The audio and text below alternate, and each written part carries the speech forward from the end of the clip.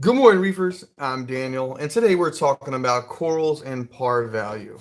I am working on the website and I am trying to make the product descriptions really accurate for you guys so I can give you all the information that you're going to need, when you're purchasing corals, especially to your lighting in your reef tank.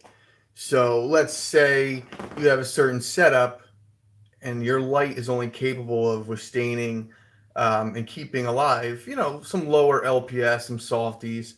We're not going to want to sell you some SPS corals or some higher end lighting like a Montipore or something like that won't do well in your tank. So as we're setting up the website, what I really want to do is fill out enough information so that people will know when they're shopping, they can search by par value. So you're not buying corals, like I said, that are out of your light range. So this is what I found online. It's really hard to find good information on this, considering people have to put time and effort into creating this information for you guys. So everyone loves a nice graph, everyone likes nice pictures, but a lot of times they aren't doing the work themselves. So what we're doing right now is taking the time to really, like I said, bring you one of the best websites we can. So, what's going on, Gabriel? I was waiting for you as always, man. Thank you so much. It's always a pleasure when I see your name pop up on the screen. So, hopefully those corals are doing well. Can't wait to see that how that hammer opens up for you. But so I got to bring my tripod up here with me next time.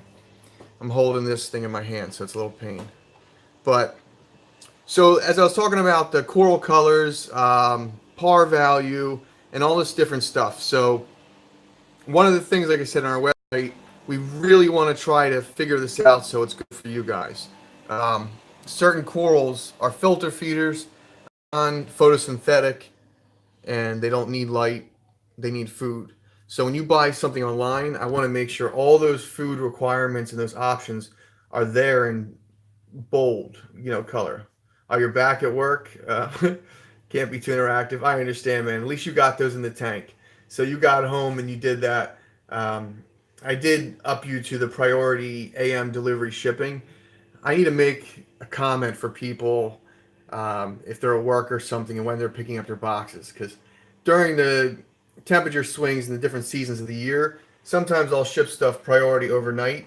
Um, depending on the location, then it either sits on their step in the bad weather until they get home from work. So I try to, like I said, coordinate that with people. That's something we need to make a spot for during checkout on the website. So, and also level of care. Like I don't want to tell people that coral's too hard for them as a beginner, but I do want to. What was that, Gary?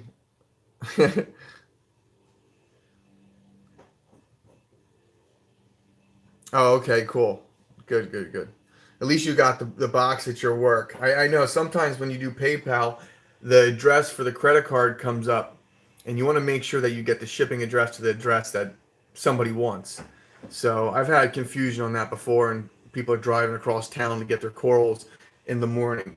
That's how I am. If there's a FedEx box and I know I got corals outside, I don't care if I'm at work. I'm driving home to get that box. But some people's jobs are not that forgiving. So completely understand. But so someone took the time. I don't know who this website is. Like I said, I was just searching Google. It does say appbox.com. But whoever this person is, they took the time, really did a nice breakdown, finding good information on corals. And I don't even know how accurate this is. So honestly, I will look and try to get more information. But oh, notifications. We'll have to work on that.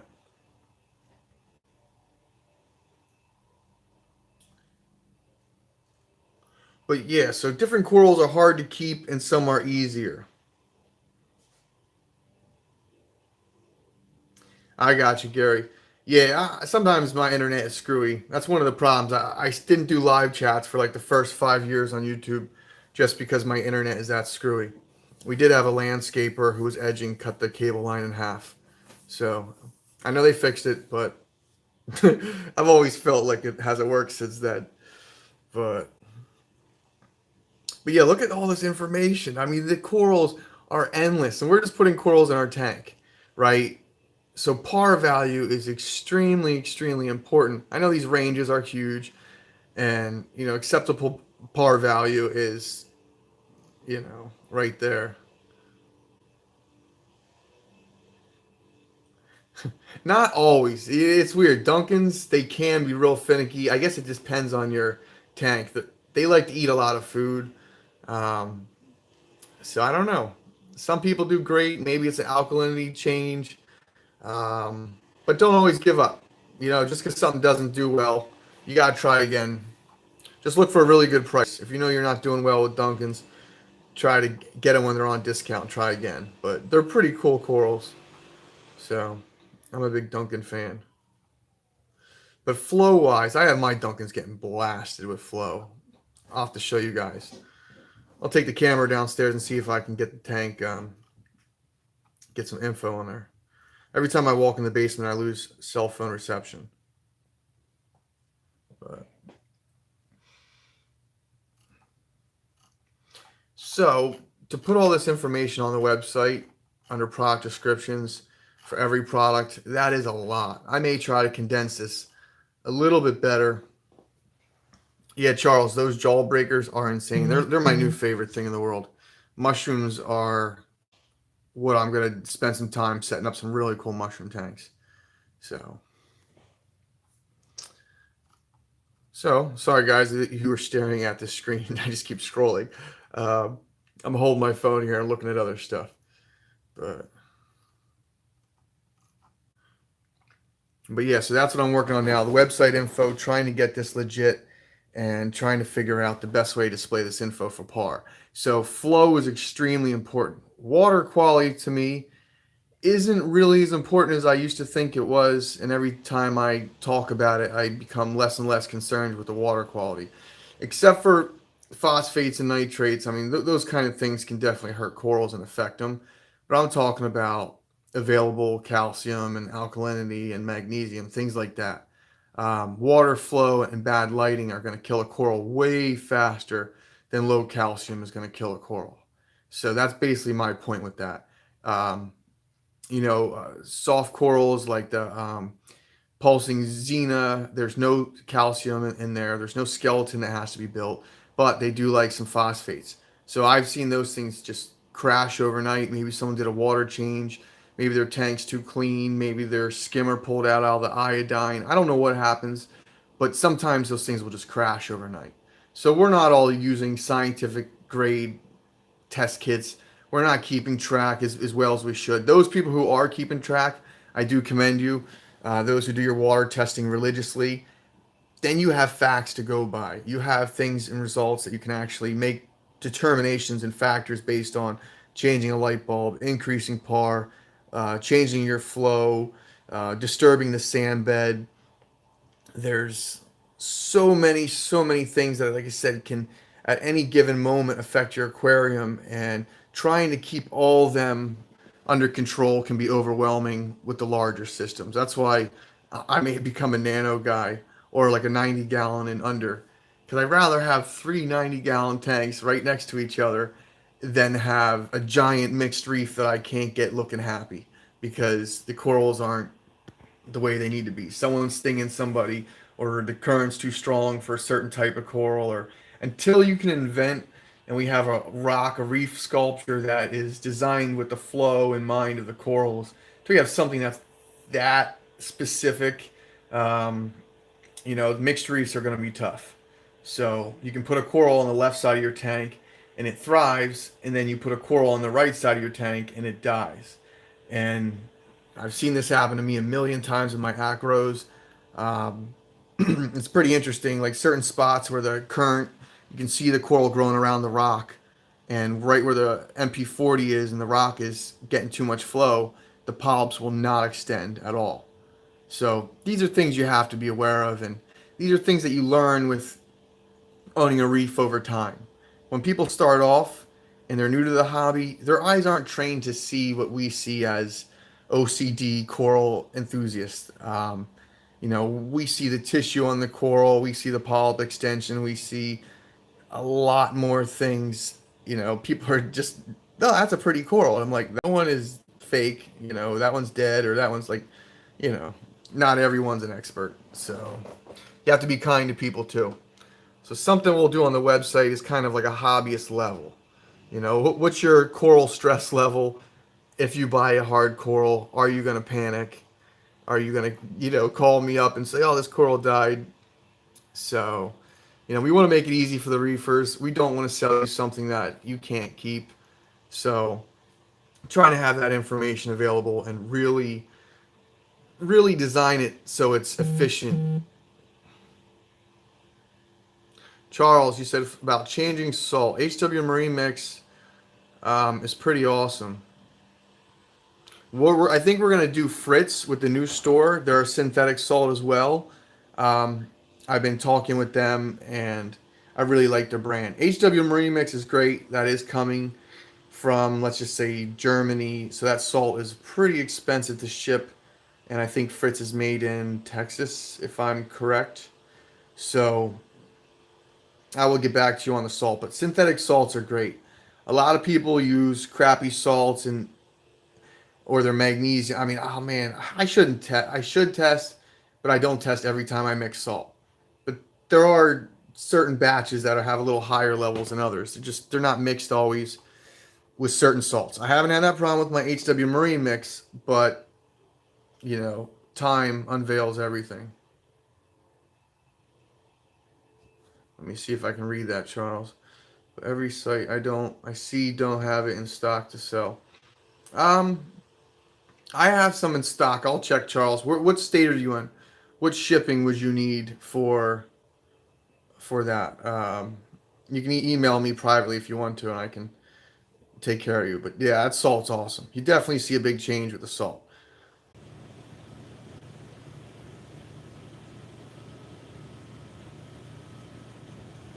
All right, just making sure this thing is working now. It crashed to me. My phone shut off midstream, so I had to reset my phone. Sorry, guys. Hopefully it's still working.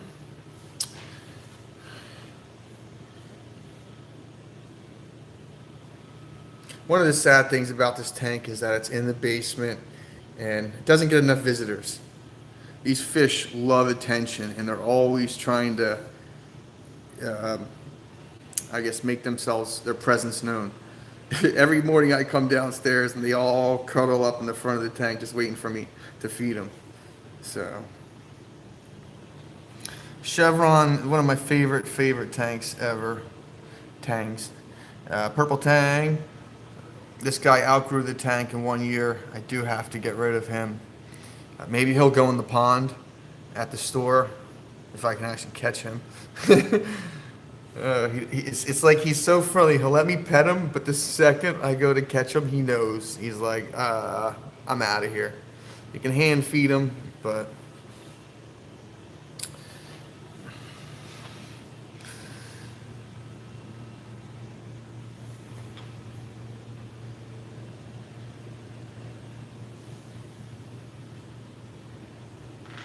all right, I'm gonna go around back for a second. I just wanted to get back on because the thing shut off, and I never know. I never know this YouTube thing how it works. So if it publishes the video once I hang up or however.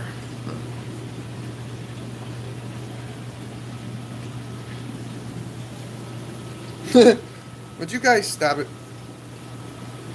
They're getting the starfish excited. He thinks he's getting fed too.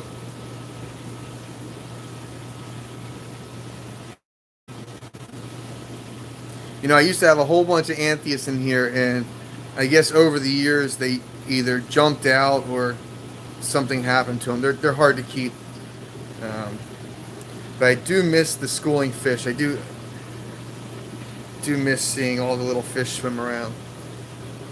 There's my Duncans. These don't look big, but they're absolutely massive. Um,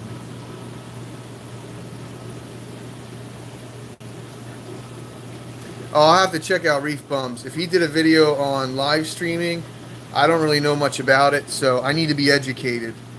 I never did it. I tried not to get involved with live streaming in the past, but it's a great way to show updates without having to edit all your videos and take forever.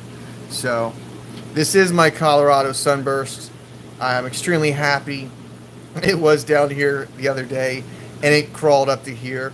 So at least I know it's alive. I thought it was going to split for a minute, and it may even be splitting right now because it pulled itself in a rock for like 2 days and didn't come out. So it may have pulled itself. I don't know yet. I can't see. It's possible it'll split, but this guy throws off babies all the time. This is my rainbow bubble tip.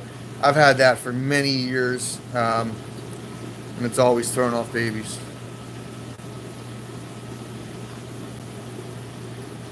Sunburst Skittle, yeah.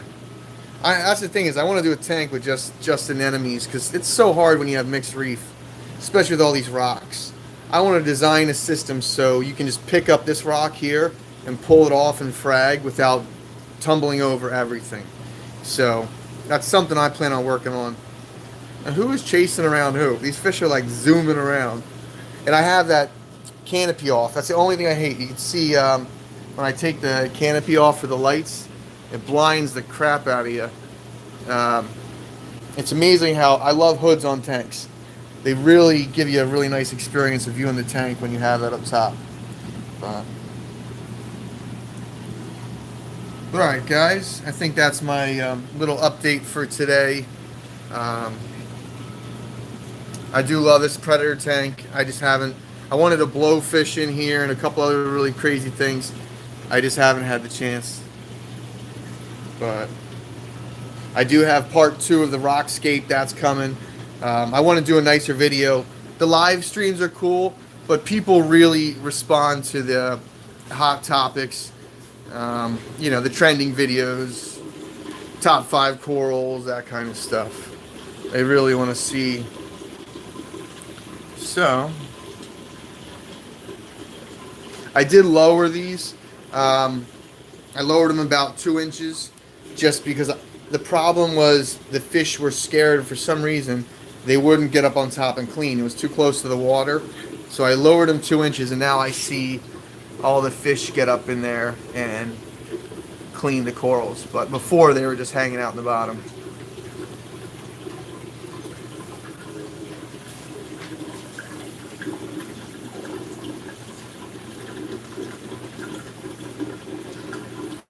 Favorite corals in the world. It looks insane when it grows. You get a big piece of that. Oh my gosh. Now here you can see I got the infrared and the ultraviolet, whatever, the UV on, and the camera doesn't technically like it. You can see over here and then the difference. Now I don't want to talk bad about my Orphix, but they did break on me already. That's one of the reasons I haven't done a review. I'm torn because I'm like, I love them, I want to talk good about them, but a couple channels burn out within the first 2 months of testing them. So that was something I'm a little upset about. How long does it take for corals to branch out? That depends on how much food you're giving them and water quality. The higher the calcium, the faster they'll grow. So, and depending on what type of coral you're talking about, really, some corals will grow super fast. But and some corals are very deceiving. Like these mushrooms, they can go from that size to 4 times that size overnight. So I'm still testing out the lights over here, and we'll see how these do. That rock anemone is absolutely huge. And this tank had such a problem with macroalgae just like everywhere. I put in a fox face. Alright, there was a tang in the bottom. There's a sailfin or somebody in here. Or maybe it's a yellow tang. I don't remember. But the fox face devoured everything in one day. That lazy tang did nothing. So, there he is. He's in the bottom. You can see him. He's hiding. But with the ripples in the water, it's hard to see. But yeah, I just can't believe it. That thing, I had so much algae everywhere and gone. Absolutely clean. That's why having the right fish and having balanced inhabitants is so important. Yeah, that kind of bothers me. I have to get those lights fixed, but you know, it is what it is. I don't have time right now. I shouldn't even be doing this right now, but you know what? I needed a couple moments to think, clear my head. This is a good way to do so. Purple up. Yeah, I love purple up. Depends on the size of your tank. I mean, when I used to have acros in here, this was a 100% SPS dominated tank, and I was dosing a bottle of purple up a day, and my calcium wouldn't even flinch with that. So I had 2 3-foot tall reactors, but after a power outage and a terrible crash, I never got back into SPS. I lost so much money. I was just like completely upset, and now I get my SPS mostly from people like Jason Fox and Worldwide Corals and Greg's Corals and stuff like that. So good stuff, really good stuff. But hey guys, have any more questions, feel free to ask. I am going to sign off. I do have to finish working on some stuff, like I said, trying to get the architects and the permits this weekend. We're going to go in and paint. Got to work on the walls. I got a meeting coming up with artists, so it'll be interesting. And my lights just changed, so you can see I had them on a demo for a second, and just to show you the channels that they're back to normal.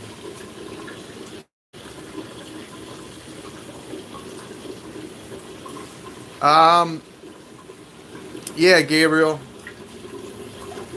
they're in the back. I need to turn the lights because, like I said, they just changed. But actually, no, I lied, Gabriel. You are the only one to have that purple one I sold out of. This is a golden green. You have the golden purple. So technically, they're different.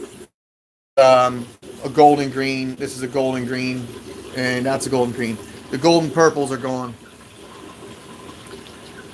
Awesome, Charles. Thanks for watching. And I keep testing things out with the flow and with that pump. I do like the fact that I can control the water flow in my refugium, and that's tied off the pump. I recommend anyone do that to your sumps. You know, make use of your pump's circulation, especially when you're doing a frag tank. You don't want that in your display tanks, but for a fragging system, I like it. The only thing I would recommend next time is actually running these down underneath these racks and having the water jets drill holes in underneath, so it creates an updraft of current.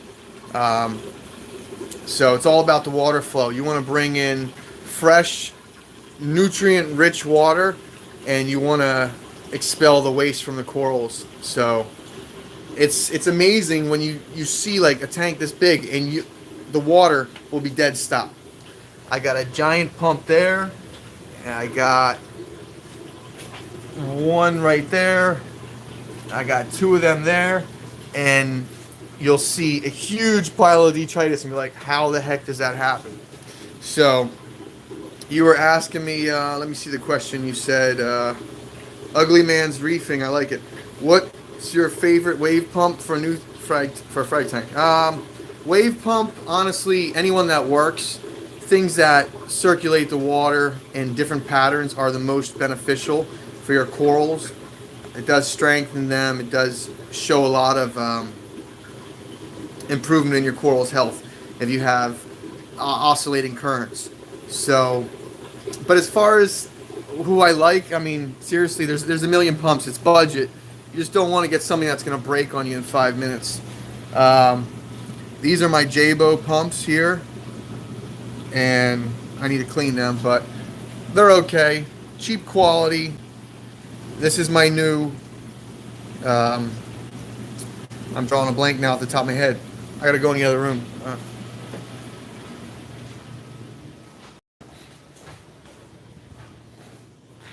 I just got this thing, Reef Power, the RPM, and that's by Reef. So that style here, if you just look at it, It's, of course, you have a cord, you know, Ecotech's got the patent for that thing. But other than the fact that there's a cord in the water, I love the design on this. It's slim. This thing is sticking out. It's pretty big. And my fish have already broken the plastic on the front of this thing. This is the new MP40, their silent drive.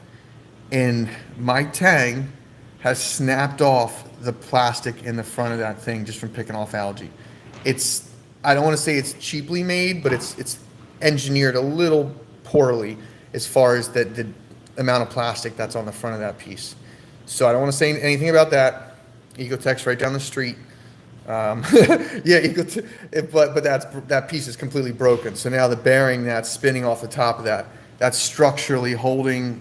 Anyway, so for your money, this is awesome, and it reverses. It can create a current that blows out, and then it'll create a current where it sucks in. So this is pretty awesome. I'm still testing it out, and pretty excited with just what it's been able to do as far as blowing and pulling current back. So in a smaller tank, I could see that being really beneficial. Yeah, that tank is super strong. And maybe like the new AI pump. There's so many brands, I haven't checked them out. Yeah, this fish is huge. Literally, he's at least 2 pounds, I would say. He's a good meal. Yeah. He's outgrown this tank way too fast. So, okay, I know I said I was signing off. I do have some things to finish for the website, the product descriptions, the par values, all that stuff has to be finalized because I have to give them a go-ahead, then they're going to make it real. And then once they make it real, then I'll show you guys. But the problem is that in between the communication, it would be nice to have a website designer who was a coral enthusiast. But usually those people, they do their own websites for themselves, and it's hard to hire them for other people. So, all right, Gabriel, you keep me updated on that hammer. I want to see if it opens up for you. So, we are still testing out new boxes and new insulation and different things. So I wrapped that thing pretty tight, but I just wanted to make sure because it's going from cold here to Florida, and I don't even know what the temperature is right now for you there. But anyway, later, Gabriel. Later, everybody. Yes, air purifier. I did find one, Charles, and we're waiting to get back with that guy. He has to give me the product numbers so I can give them to the permit guy, and we can go. Yeah, Ugly Man's Reef, feel free to email me if you need any help on picking out a pump. So I can definitely do that. If anyone needs lighting or anything. Oh, you're in the 90s? Dang. That is unbelievable, considering it was like 40 degrees outside last night here. But